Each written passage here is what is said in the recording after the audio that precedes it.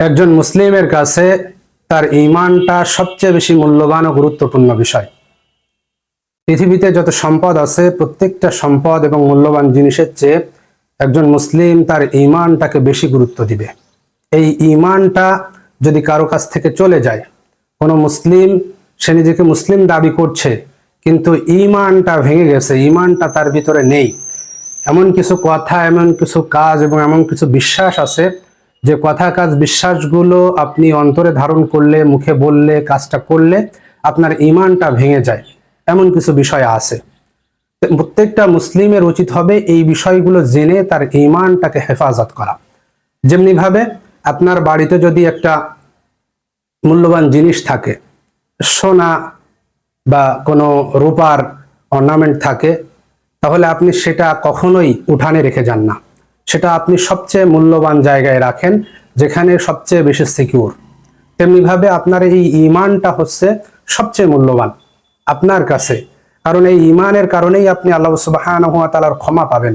ঈমানের কারণেই আপনার সমস্ত আমলগুলো আল্লাহ সুবহানাহু ওয়া তাআলার কাছে গ্রহণযোগ্যতা পাচ্ছে। এই ঈমানের কারণে আল্লাহ সুবহানাহু ওয়া তাআলা কিয়ামতের ময়দানে আপনাকে জান্নাত দিবেন। এটা কত বড় গুরুত্বপূর্ণ একটি বিষয়, কত বড় মূল্যবান সম্পদ। আর এই ঈমানটা হেলায় ফেলায় আমরা হারিয়ে ফেলছি। এই ঈমানের কোনো সিকিউর, এই ঈমান ভঙ্গকারী বিষয়গুলো আমরা না জানার কারণেই এটা হচ্ছে। এই জন্য প্রত্যেকের উচিত এই ঈমান ভঙ্গকারী বিষয়সমূহ সম্পর্কে সচেতন থাকা, জানা। কারণ ঈমান এবং কুফর দুটি বিপরীত পরস্পরমুখী একটা অবস্থান। যেখানে ঈমান থাকে সেখানে কুফর থাকে না, আর যেখানে কুফর থাকে সেখানে ঈমান থাকে না। ঈমান এবং কুফর এমন একটা বিষয়, একটা থাকলে আর একটা সেখানে থাকে না। তো আপনি আপনার অন্তরের মধ্যে মুসলিম দাবি করে ঈমানের চারা রোপণ করছেন নাকি কুফরির চারা রোপণ করছেন? আল্লামা ইবনুল কাইয়িম রাহমাতুল্লাহ আলাইহি খুব সুন্দরভাবে বলেছেন তার আল ফাওয়াইদ গ্রন্থে, যে প্রত্যেকটা মানুষের অন্তর, হৃদয় স্বাভাবিকভাবে উর্বর থাকে। এখানে যদি আপনি আল্লাহ ভীতি, ঈমানের চারা রোপণ করেন, সেটা এমন একটা সুমিষ্ট ফল দিবে যা হবে চিরস্থায়ী। আর এই অন্তরের মধ্যে, এই হৃদয়ের মধ্যে আপনি যদি কুফরি, কামনা, বাসনা, খাহিসাতকে আপনি জায়গা দেন, তাহলে তার ফল হবে অনেক তিক্ত, কটু, বিষাদ। আপনার এই অন্তরের ঈমানের আপনার খোঁজ নিতে হবে, কারণ এটা আপনার কাছে সবচেয়ে মূল্যবান জিনিস।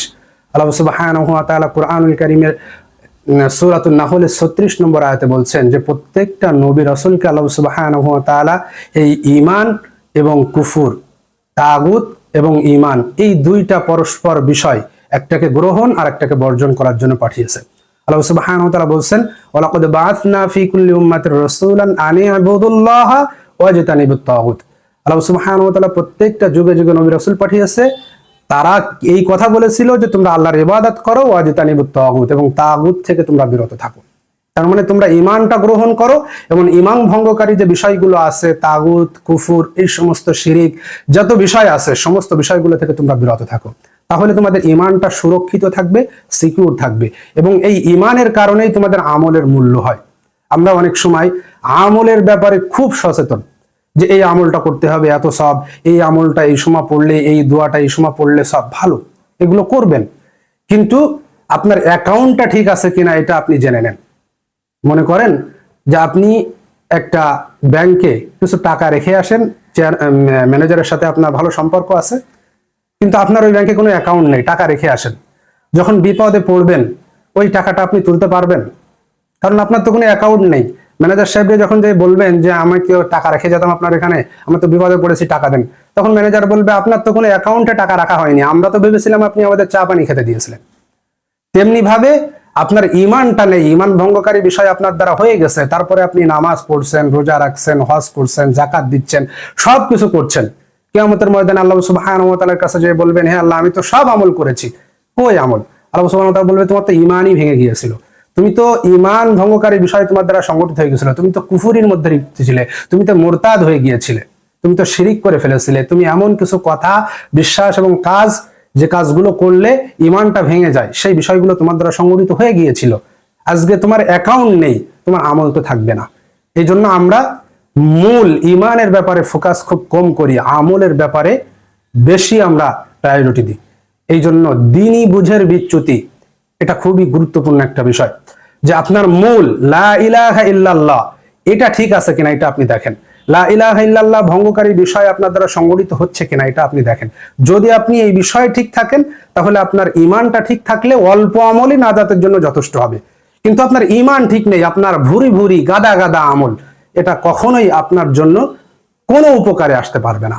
আপনি জানেন এটা, যে অজুর কিছু কিছু কাজ আছে, কিছু কিছু বিষয় আছে যেগুলো প্রকাশ পেলে অজু ভেঙে যায়। আর এই অজু ভাঙা অবস্থায় যদি আপনি নামাজ পড়েন, এই নামাজ আপনার কোনো উপকার করতে পারবে? কোনো উপকার করতে পারবে না।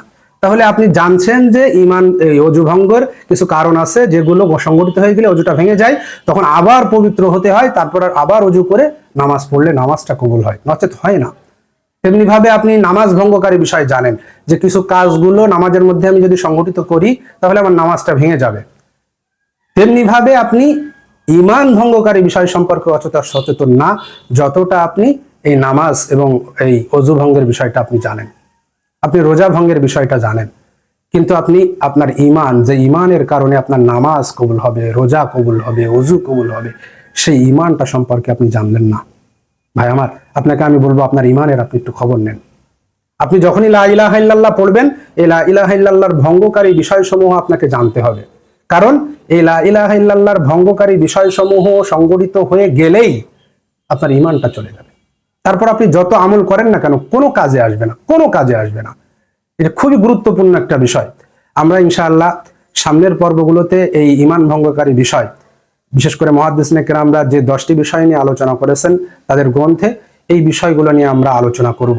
তার ভিতরে রয়েছে শিরিক করা, কুফর করা, আল্লাহর রসুলের দিন আনিত দিনকে অস্বীকার করা, তার দিন নিয়ে ঠাট্টা বিদ্রুপ করা, ইসলামী কোনো বিধান হুকুম আহকাম নিয়ে ঠাট্টা বিদ্রুপ করা বা এই যুগে অচল মনে করা, অসংখ্য বিষয় এর মধ্যে সংগঠিত হবে। কিন্তু আমরা দেখছি যে সমাজের মধ্যে এই বিষয়গুলো সংগঠিত হচ্ছে, তারপরেও তারা নামাজ পড়ছে, রোজা রাখছে, নিজেদেরকে মুসলিম দাবি করছে, ইমানদার দাবি করছে, কিন্তু ঈমান ভঙ্গকারী বিষয় তাদের দ্বারা সংগঠিত হয়ে যাচ্ছে। খুবই গুরুত্বপূর্ণ একটা টপিক, খুবই গুরুত্বপূর্ণ একটা বিষয়।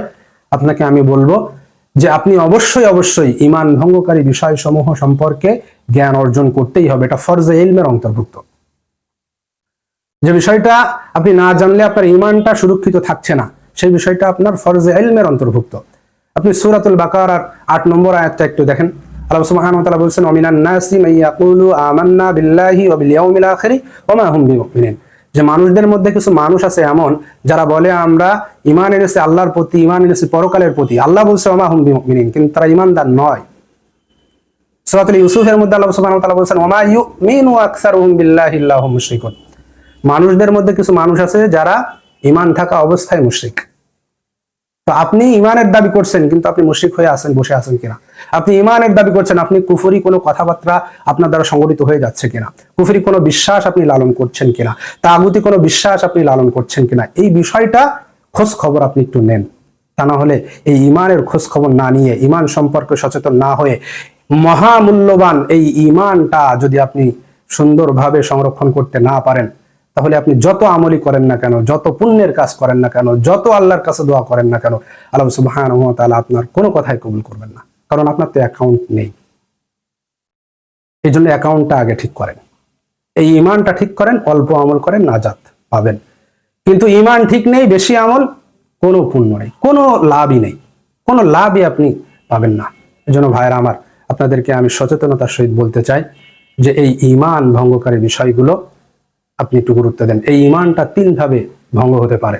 একটা হচ্ছে বিশ্বাসের মাধ্যমে এই ঈমানটা ভঙ্গ হয়। কিছু বিশ্বাস এমন আছে যে বিশ্বাসগুলো যদি আপনি লালন করেন তাহলে ঈমান ভঙ্গ হয়ে যায়। শিরকি বিশ্বাস, আকীদাগত বিশ্বাস, এই বিশ্বাসগুলো। দ্বিতীয় হচ্ছে কর্মগত বিশ্বাস, যে কাজগুলো করলে কুফরি কাজ, কুফরি কথা, আল্লাহ সুবহানাহু ওয়া তাআলার কোরআনের বিরুদ্ধাচরণ করা, আল্লাহ সুবহানাহু ওয়া তাআলার শরিয়ার বিরুদ্ধাচরণ করা, জাদু করা, এই বিষয়গুলো আছে যে বিষয়গুলো আপনার কাজের মাধ্যমে হয়। এই কর্মগত কিছু বিষয় আছে যা করলে আপনার ঈমানটা ভেঙে যায়। উক্তিগত কিছু বিষয় আছে যে বিষয়গুলো করলে আপনার ঈমানটা ভেঙে যায়। কিছু কথা আপনি মুখ থেকে উচ্চারণ করবেন, সাথে সাথে আপনার ঈমানটা ভেঙে যাবে। যেমনি ভাবে কিছু বিষয় আপনার দ্বারা সংগঠিত হয়ে গেলে ওযুটা ভেঙে যায়, নামাজটা ভেঙে যায়, তেমনি ভাবে ঈমানটাও ভেঙে যাবে। ভাই আমার, আপনাকে আমি বলছি, আপনি মনে করছেন যে আপনি মুসলিমের ঘরে জন্মগ্রহণ করেছেন বলে, আপনি ঈমানদারদের ঘরে জন্মগ্রহণ করেছেন বলে আপনি ঈমানদার, না, এই ভুলটা না। ইমানদার হতে হয়, মুসলিম হতে হয়।